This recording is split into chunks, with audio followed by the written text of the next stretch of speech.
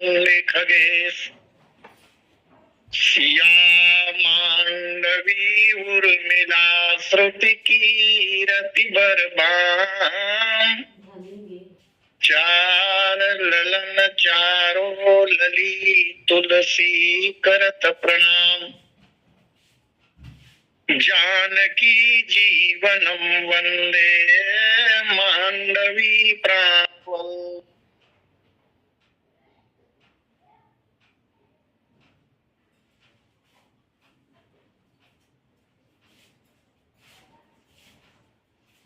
मन महु परम छाहु ऋषि आगवन कहसी पुनि श्री रघुबीर विबाहु कटि मुनि बसन तू न तोड़ी बांधे धनुषर कर कठो उठार कर कांधे जब कलयुग किए घोर निशा जब कलयुग किए घोर निशा दिग्भ्रांत करेगी मानवता यम नियम मिठाए जाएंगे सब और बढ़ेगी दानवता महलों का न ढूंढेगा जब तक किंधा की घाटी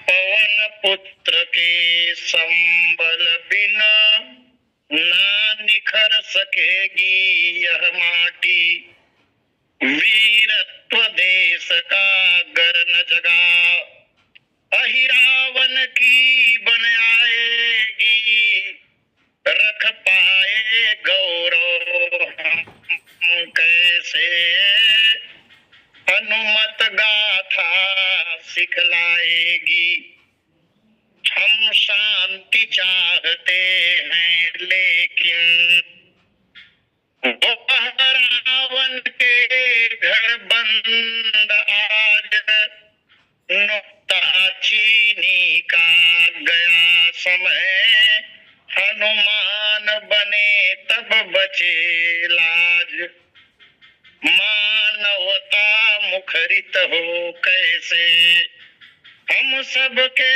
कैसे काज सरे नतमस्तक होकर सभी अगर उस महावीर का ध्यान धरे। बोलिए सियावर रामचंद्र की जय। परमाराध्य भगवान श्री सीतारामचंद्र जी महाराज, भगवान भूतवावन शंकर जी, अंजनी नंदन हनुमान जी महाराज, अहरनिश पूज्य पाठ गोस्वामी जी महाराज, श्री राम कथा सत्संग पटल पर जुड़े हुए समस्त समादरणीय भद्र पुरुषों तथा देवियों, इस पावन कार्यक्रम के संयोजक एवं संचालक बहुत ही आदरणीय भाई युवराज सिन्हा जी, आज के द्वितीय लिंग के कथा व्यास बहुत ही आदरणीय सरस कथा वक्ता भाई श्री राजीव साहू जी और तृतीय लिंग के कथा व्यास स्वयं में संगीतकार एवं कथा रस रसिक आदरणीय श्री ध्रुव जी। आइए श्री राम विवाह रघुवीर विवाह प्रसंग के अंतर्गत भार्गव गर्व दलन का प्रकरण लगभग एक सप्ताह से गतिमान है। कल कथा के क्रम में हम लोगों ने दर्शन किया था रंगभूमि में भगवान परशुराम आए, उनके स्वरूप का कुछ वर्णन किया गया था। यद्यपि इस पंक्ति पर कल कुछ कहा जा चुका है, लेकिन थोड़ी सी चर्चा शेष है और इन्हीं कारणों से मैंने इस पंक्ति को आज आरंभ के लिए लिया है। कटी मुनि बसना तू न दोई बांधे, धनुसर कर कुठार कल कांधे। भगवान परशुराम जी की वेशभूषा मुनियों जैसा है। मुनि बसन का तात्पर्य होता है बलकल वस्त्र। ऐसा भी कहा जाता है कि गेरुआ वस्त्र, लेकिन केवल गेरुआ रंग हो जाने से वह बलकल नहीं होता। चीर जिसे कहा जाता है, बिना सिला हुआ कपड़ा, महात्मा लोग यही पहनते हैं। अब कोई महात्मा होकर सिला हुआ कपड़ा भी पहन ले तो यह अलग विषय है। तो मुनियों जैसा वेशभूषा परशुराम जी महाराज धारण किए हैं और 2 तरकस बांधे हैं। इस पर मैंने कल निवेदन किया था। 2 तरकस माने बाईं और दाहिनी ओर, पीठ पर लटकाए हुए कमर तक। और इसका तात्पर्य यह है कि भगवान परशुराम जी महाराज दोनों हाथ से सर संधान करते थे। ऐसे भी प्रायः नहीं देखे जाते। महाराज अर्जुन भी इसी तरह सर संधान करते थे, दोनों हाथ से बाण चलाते थे। जिस हाथ से बाण चलाया जाता है उसके विपरीत हाथ में धनुष होता है। बाएं हाथ में धनुष होगा तो दाहिने हाथ से बाण तरकस से निकालकर सर संधान किया जाएगा, प्रत्यंचा कानों तक खींचकर दुश्मन के लिए छोड़ा जाएगा। जिस हाथ से बाण चलाएंगे उसके विपरीत दिशा के तरकस से बाण लिया जाता है। भगवान परशुराम 2 तरकस रखते थे, इसका एक कारण तो यही है, अभ्यस्त थे, दोनों हाथों से धनुष बाण चलाते थे वो, जब जैसी आवश्यकता पड़ी। इसके 1-2 और कारण है कि 2 तरकस क्यों रखते। कथा कहती है कि भगवान परशुराम धनुष भी 2 रखते थे। 2 धनुष होने के कारण 2 तरकस और उसमें 2 तरह के बाण। एक तो विष्णु धनुष रखते थे वे, भगवान श्रीमन नारायण का धनुष जो भगवान ने उन्हें दिया था। यद्यपि वह धनुष परशुराम से कभी चढ़ा नहीं, विष्णु धनुष को वो नहीं चढ़ा पाते थे। कैसे चढ़ाएंगे? भगवान विष्णु के धनुष का नाम अजगव कहा जाता है। सबके धनुषों के अलग अलग नाम है। श्री राम जी का धनुष जो है सारंग कहलाता है, अर्जुन का गांडीव, भगवान शंकर का पिनाक। 9 श्रृंग से बना हुआ यह विष्णु धनुष अंशावतार परशुराम जी से चढ़ेगा ही कैसे? आवेशावतार है वो, अंशावतार है, कभी नहीं चढ़ा। वो परीक्षा के लिए ही अपने पास में रखते थे। तो विष्णु धनुष के लिए कहीं कहीं सारंग भी कहा गया है। विष्णु धनुष के लिए जो बाण रखे जाते थे उसका तर्कस अलग, और स्वयं का धनुष होता था उनके पास जो अन्य कार्यों के लिए उपयोग में लाया जाता था, उसके लिए बाण दूसरे तर्कस में भरे गए थे। धर्मरथ प्रकरण पर जब चर्चा चल रही थी तो मुझे स्मरण आ रहा है, उस समय मैंने निवेदन किया था कि एक तर्कस की कैपेसिटी क्या होती है, एक तर्कस में अधिक से अधिक कितने बाण आ सकते हैं। तो ग्रंथों में ऐसा वर्णन मिलता है कि एक तर्कस में अधिक से अधिक 30 बाण आ सकते। आध्यात्मिक दृष्टि से इसका अर्थ अलग है। ये साधनाएं 30 तीनों की, 30 तरह की, जो बाण के रूप में कहे गए हैं। लेकिन यहाँ तो स्थूल अर्थ लगाना ही ठीक होगा कथा की दृष्टि से। तो विष्णु धनुष के लिए एक के बाण के लिए एक तर्कस और स्वयं के धनुष के बाण के लिए दूसरा तर्कस, इसलिए 2 तर्कस रखते थे। एक टीकाकार पंडित रामचरण मिश्र जी थोड़ी सी हटकर बात कहते, वे कहते हैं कि एक तर्कस जो है वो विष्णु धनुष के बाण के लिए और दूसरा जो तर्कस हुआ करता था वह पिनाकी का होता था। भगवान शिव के शिष्य हैं, इसलिए संभव है कि उनका जो तर्कस रहा होगा उनका नाम ही पिनाकी रहा होगा, ऐसा भी संभव है। तो इस तरह 2 तर्कस भगवान परशुराम जी धारण किए हैं। और धनु सर कर कुठार कल कांधे, फरसा जो है वह उनके कंधे के ऊपर लटका हुआ है।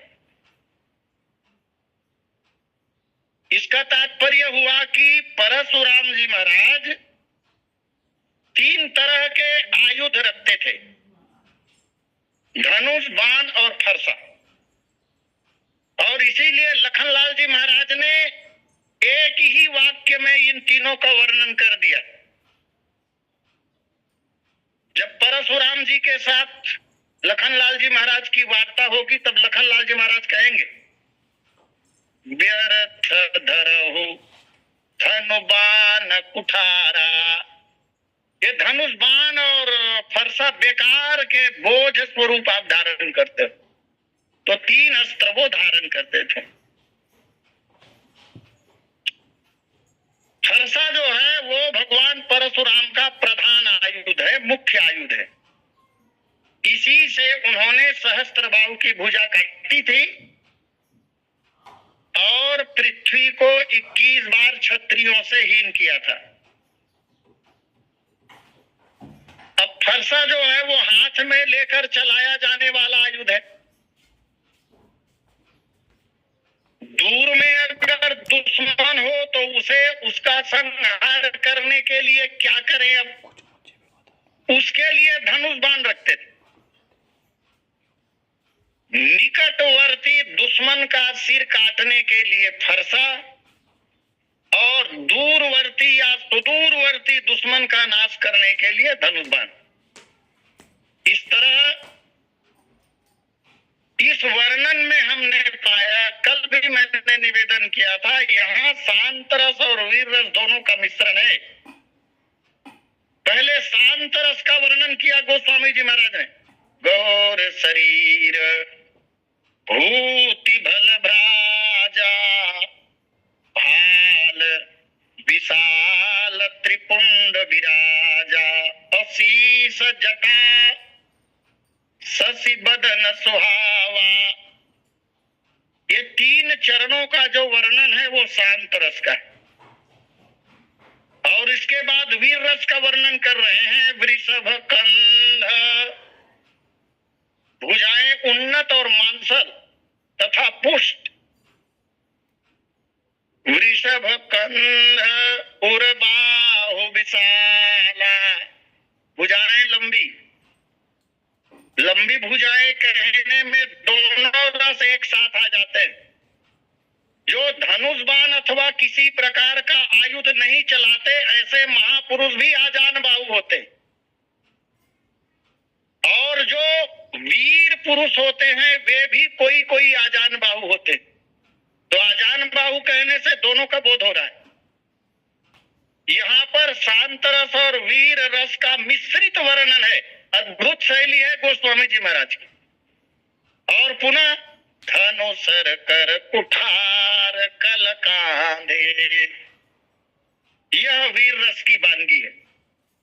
और इस प्रकरण में हम देखते हैं कथा का आरंभ जो है वो शांत रस से होता है और उपसंहार आगे जो दोहाएगा उसमें इस प्रसंग कह सकते हैं या प्रकरण कह सकते हैं, इस प्रकरण का उपसंहार करेंगे। वीर रस से उपसंहार करते हैं, शुरुआत माने उपक्रम करते हैं शांत रस से।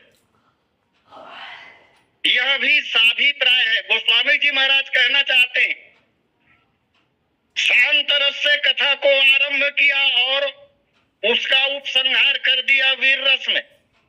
माने गोस्वामी जी महाराज ये संकेत करना चाह रहे हैं कि शांत रस केवल दिखाने के लिए, ये शांत रस ज्यादा टिकेगा नहीं ज्यादा देर तक, और दोहे में वही बात आएगी। दोहे की शुरुआत भी शांत रस से और समापन वीर रस से। अच्छा तो यह होता कि जब शांत रस है तो शांत रस टिकाऊ हो जाता, स्थायी हो जाता। ये हमारे आपके जीवन की कथा है। हम लोग भी शांत दिखाई देते हैं समाज के बीच, लेकिन पता नहीं कब कहां से क्रोध आ ही जाता है। तब हमारा शांत रस केवल दिखाने का रह जाता है, हमारी वास्तविक जिंदगी कुछ और होती। शांत वेश करनी कठिन, बरनी न जाई स्वरूप, और धरि मुनि तन जनु वीर रस, आयो जह सब भू। अच्छा, भगवान परशुराम जी महाराज जो फरसा रखे हुए हैं उसके संबंध में अलग अलग प्रकार की जानकारी प्राप्त होती। यहाँ पर भ्रमित होने की आवश्यकता नहीं है। हर कल्प में भगवान का अवतार होता है और हर कल्प में भगवान की वही वही लीलाएं होती है, थोड़ा बहुत फेर बदल के साथ। राम जी का अवतार होगा तो हर अवतार में परशुराम जी आएंगे। परशुराम महाराज का आगमन होगा ही। हाँ, यह बात अलग है कि किसी रामावतार में जनकपुर में परशुराम जी आएंगे और किसी अवतार में बारात वापसी के समय मार्ग में आएंगे, लेकिन आएंगे अवश्य। थोड़ा बहुत अंतर पड़ता है लीला में। तो अलग अलग कल्पों की मान्यताओं के अनुसार भी ऐसा हो सकता है। निवेदन करूं मैं, श्रीमद् रामचरितमानस की अनेक टीकाएं हुई, सैकड़ों टीकाकार हो चुके अभी तक 600 साल में। रामचरितमानस की रचना सर्जना तो गोस्वामी जी महाराज ने की, और गोस्वामी जी महाराज ने टीका लिखी नहीं, केवल पद लिखे, पंक्तियां लिखी, चौपाई दोहे सोरठा और श्लोक लिखे। तब मूर्धन्य विद्वान बहुत से हुए, उन लोगों ने अपने अपने दृष्टि से श्रीमद् रामचरितमानस की टीकाएं लिखी। वर्तमान में अभी प्रायः ज्यादा मेरी जानकारी में पढ़ी जाती है हनुमान प्रसाद पोद्दार भाई जी की टीका। इस टीका का नाम है मानसांग। सभी टीकाओं के अलग अलग नाम है। हनुमान प्रसाद पोद्दार जी महाराज की जो रामायण हम लोग पढ़ते हैं, उस टीका का नाम है मानसांक। और ज्वाला प्रसाद मिश्र जी की जो टीका, उस टीका का नाम है संजीवनी टीका। इसी तरह एक टीका और हुई, उस टीका का नाम है मानस भूषण टीका। उसके टीकाकार हैं बाबा बैजनाथ जी। तो बाबा बैजनाथ जी ने मानस भूषण टीका में फरसा के संबंध में कथा लिखी है, लेकिन वह कथा उन्होंने कहां से लिया है यह प्रमाण नहीं दिया। लेकिन उनकी टीका में यह कथा है। वे कहते हैं कि परशुराम जी महाराज का जब यज्ञोपवीत संस्कार हो गया, जनेऊ धारण वे कर लिए, वेद पढ़ने का अधिकार उन्हें प्राप्त हो गया, तो यज्ञोपवीत संस्कार कराने के बाद वे महर्षि मरीच के पास गए और महर्षि मरीच से उन्होंने सदक्ष अक्षर मंत्र प्राप्त किया। मंत्रों के उनके प्रथम गुरु महर्षि मरीचि हुए और उसके बाद सालग्राम पर्वत में जाकर उन्होंने भगवान शंकर की तपस्या की। तपस्या से भगवान महादेव प्रसन्न हुए और भगवान महादेव से उन्होंने और अन्य तमाम विद्याएं सीखी। तो यहां यह कहा गया कि भगवान महादेव ने ही यह कथा निवेदन करूं, महाभारत से है। महाभारत शांति पर्व में कथा आती है कि परशुराम जी महाराज को भगवान शंकर ने फरसा प्रदान की। शिव जी का दिया हुआ है यह फरसा। और महाभारत के कथा के अनुसार भगवान शंकर की तपस्या परशुराम जी महाराज ने गंधमादन पर्वत में किया। वही फरसा है जिसे लेकर परशुराम जी महाराज में पधारे। और मानस भूषण टीका के अनुसार इन्होंने जब तपस्या की तो भगवान रघुनाथ जी साकेतवासी प्रभु, अब रघुनाथ कहने से यह शंका नहीं करनी चाहिए कि परशुराम जी महाराज तो बहुत पहले के हैं और वो जब शुरू में तपस्या किए होंगे तब तो राम जी का जन्म ही नहीं हुआ था, तो राम जी कैसे आएंगे। इस शंका के लिए कोई स्थान नहीं है, श्री राम जी सदा हैं। तो रघुनाथ जी ने प्रसन्न होकर यह फरसा प्रदान किया था और अपनी शक्ति प्रदान की थी भगवान परशुराम को। और एक विशेष बात, भगवान रघुनाथ जी ने परशुराम जी को फरसा दिया, अपनी शक्ति दी और अपना नाम भी दिया। राम नाम रघुनाथ जी के द्वारा दिया हुआ नाम है। फरसा धारण करने के पश्चात परशुराम जी का नाम परशुराम हुआ। ये फरसा लेकर पहुंचे हैं। शांत वेश करनी कठिन, बरनी न जाई स्वरूप, धरि मुनि तनु जनु वीर रस, आयऊ जहाँ सब भूप। परशुराम जी महाराज का जो वेश है वह शांत है, लेकिन करनी कठिन है। शांत वेश करनी कठिन। जब वेश शांत है तो करनी भी शांत होना चाहिए, लेकिन नहीं, करनी कठिन है। और कहा बरनी न जाई स्वरूप, उसके स्वरूप का वर्णन नहीं किया जा सकता। अब जब गोस्वामी जी महाराज ने कह दिया स्वरूप का वर्णन नहीं किया जा सकता तो कौन करे। संक्षेप में यही कहा गोस्वामी जी ने, धरि मुनि तन जन वीर रस। इतना कहा जा सकता है कि वीर रस जो है वो स्वयं मुनि का रूप धारण करके आयऊ जहाँ सब भूप, जहाँ सब राजा लोग बैठे हुए हैं स्वयंवर सभा में आए। मुनि शब्द में भी व्यंग है।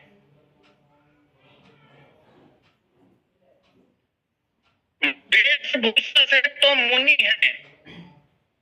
तो मुनि किसे कहते हैं तो मन्यते इति मुनि, मनन करने वाले चिंतनशील व्यक्ति को मुनि कहते हैं। और जनकपुर की रंगभूमि में परशुराम जी महाराज के एक भी कृत्य ऐसे नहीं दिखते जो महात्माओं के अनुकूल हो, मननशील हो, चिंतनशील हो, ऐसा लगता नहीं।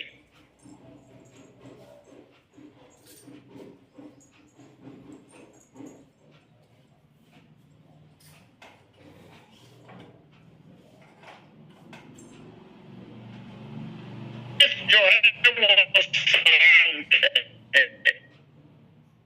शांत वे लक्षण जो जो हमने देखे, छठा भस्म लगाए हुए हैं पूरे शरीर में, त्रिपुंड, माला, चितकबरे, मृग का छाल और मुनियों जैसा वस्त्र, ये सब शांत रस के वेश है। बड़ा सुंदर समन्वय किया गोस्वामी जी महाराज ने। एक तो शरीर रंग से गोरे हैं परशुराम जी महाराज, और ऊपर से भस्म लगाए हुए हैं। यह इसलिए भी शांत रस है क्योंकि साहित्य में शांत रस का जो रंग है, वर्ण है, वह श्वेत कहा गया। इस तरह ऐसा लग रहा है कि परशुराम जी महाराज शांत वेश, दिखने में शांत रस है, वेशभूषा से शांत वेशधारी मुनि है।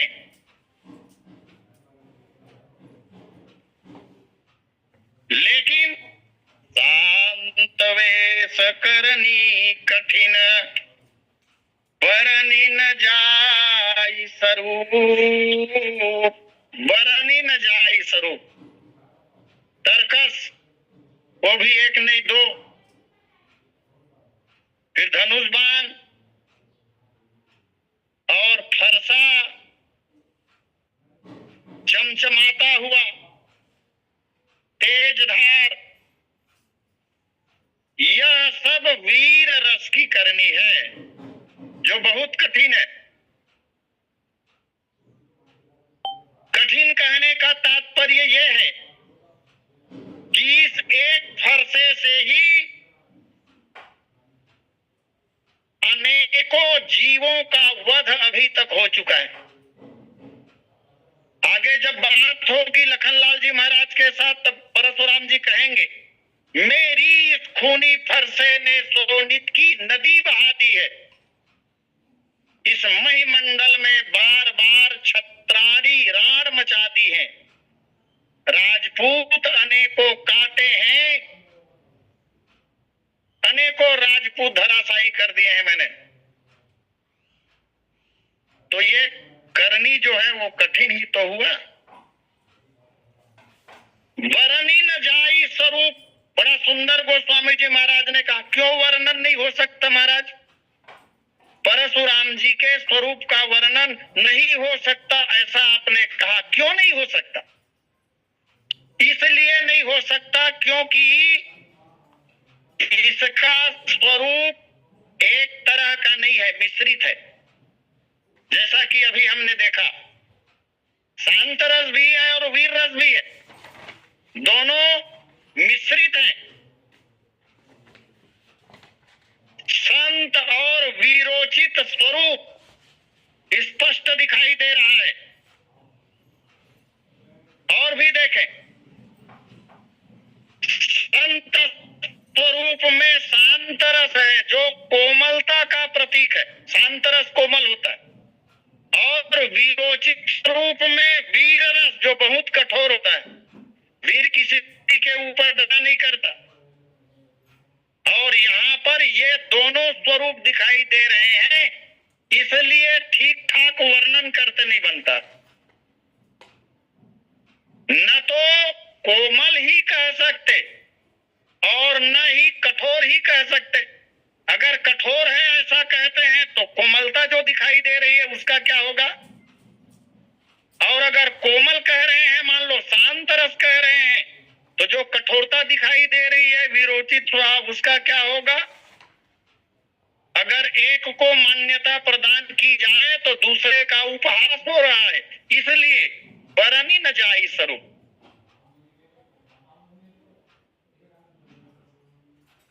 महारणधीर राजाओं ने श्री रामभद्र को, भगवान राम को भी उसी सभा में क्या कहा? मनहु वीर रस धरे शरीरा। लखनलाल जी महाराज भी वीर रस से ओतप्रोत हैं। लेकिन श्री राम लक्ष्मण और परशुराम में अंतर है। अंतर यह है कि जब श्री राम और लक्ष्मण को वीर रस से ओत प्रोत बताते हैं तो वहीं पर उन्हें शांत रस का प्रतीक नहीं कहते गोस्वामी जी महाराज, और इनको एक साथ शांत रस और वीर रस दोनों बताते हैं। यद्यपि है राम लक्ष्मण में भी है, जैसा कि जनक जी महाराज ने पूछा ना गुरुदेव विश्वामित्र से, बोले महाराज मुनिकुल तिलक की नृपकुल पालक कहु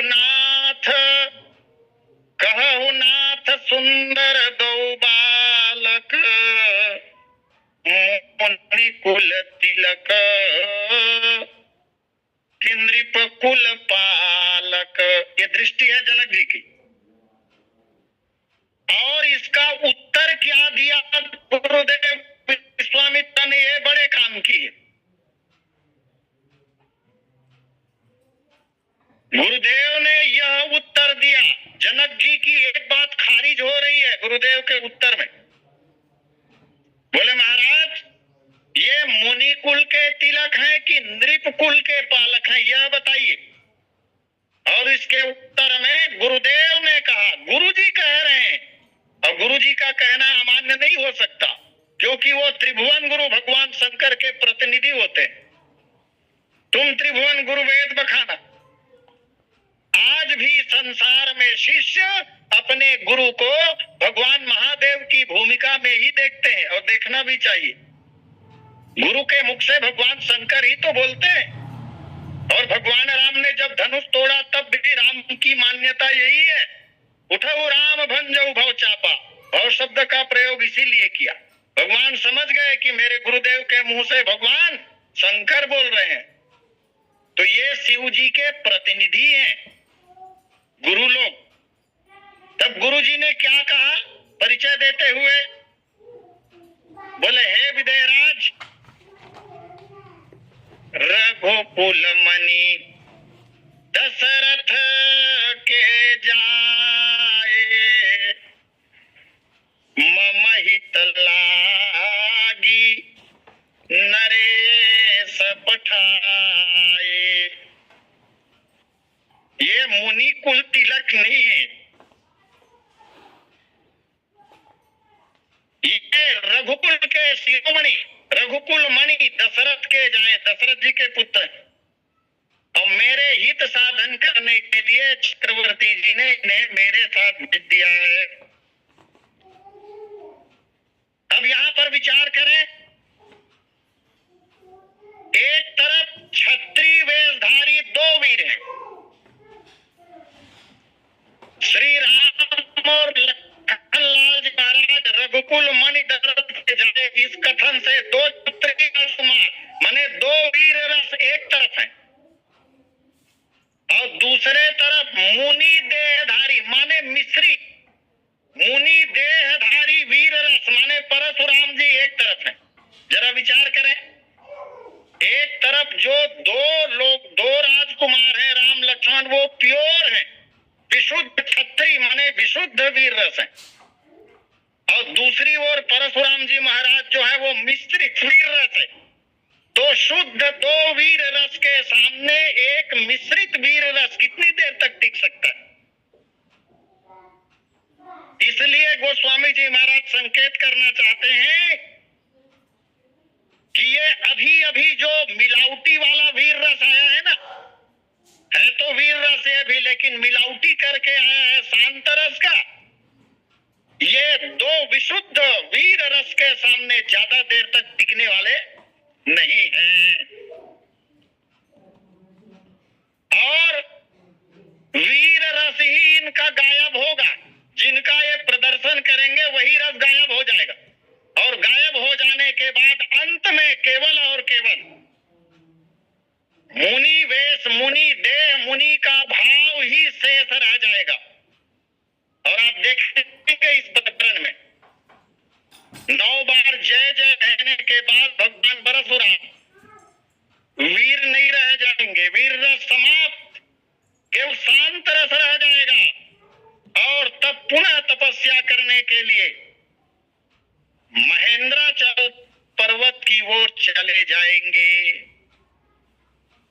आइए, समय पूर्णता पर है, थोड़ी सी चर्चा शेष रह गई, बाद में इस पर प्रयास किया जाएगा। धरि मुनि तन जन वीर रस, नीचे की पंक्ति शेष है। तो आइए, मैं अपनी वाणी को यहीं विराम देते हुए सादर आमंत्रित करूं आदरणीय भाई युवराज सिन्हा को। बोलिए सियावर रामचंद्र की जय। बोले सियावर रामचंद्र की जय। आदरणीय जी सादर प्रणाम निवेदन। युवराज सिन्हा जी किसी काम से बाहर चले गए हैं, तो मैं कुछ बातें, वैसे आपके कहने के बाद कुछ बातें बचती नहीं है, जबरदस्ती इधर उधर खींचना पड़ता है कुछ बातें, चूंकि 1-2 मिनट का समय रहता है तो कुछ बातें बोलनी ही पड़ती है, क्या करें, मजबूरी है। एक बात मेरे मन में आ रही है आदरणीय पाल भैया को सादर करूं, वो ये कि यहाँ 2 विरोधाभासी चित्र एक साथ दिखाई देते हैं। एक जो है वो क्षत्रिय रूप में आए हुए हैं, लेकिन मुनियों किसी उसकी स्वभाव है, और एक मुनि ही आए हुए हैं, उनका पूरा बाना क्षत्रियों का है, पूरा स्वभाव ही क्षत्रियों का सा बन गया है। बड़ा अद्भुत दृश्य गोस्वामी तुलसीदास जी महाराज यहाँ हम सबके समक्ष प्रस्तुत करते हैं, और उस पर आपके सुंदर सुंदर भाव, ये 2 तर्कश लोग उदाहरण करते हैं। वास्तव में उस समय की मांग भी यही रही होगी, और आज भी यही